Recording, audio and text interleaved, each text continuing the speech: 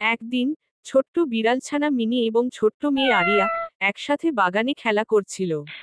Mini ছিল সাদা রঙের ছোট্ট তুলতুলে বিড়াল, আর আরিয়া ছিল লম্বা চুলওয়ালা এক ছোট্ট মিষ্টি মেয়ে, যে সব সময় রঙিন পোশাক পরত।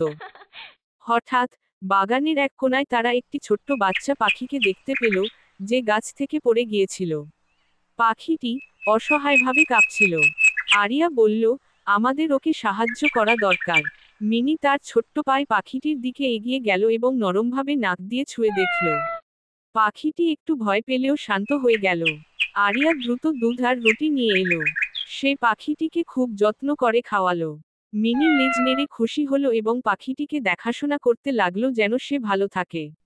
কিছুক্ষণ পর পাখিটি একটু শক্তি পেল এবং ডানা ঝাপটাতে লাগলো। হঠাৎ পাখির মা এসে পড়ল। সে তার বাচ্চাকে দেখে খুশি হয়ে উঠল। আরিয়া আর মিনি আনন্দে হাততালি দিল। তারা দেখল পাখিটি ধীরে ধীরে উড়তে শিখছে। শেষমেশ পাখিটি মায়ের সাথে উড়ে গেল, কিন্তু যাওয়ার আগে কিচিরমিচির করে যেন ধন্যবাদ জানালো। আরিয়া মিনির দিকে তাকিয়ে বলল, আমরা আজ সত্যিই কিছু ভালো কাজ করলাম। মিনি মিউ মিউ করে একমত হলো এবং খুশিতে লাফিয়ে উঠল।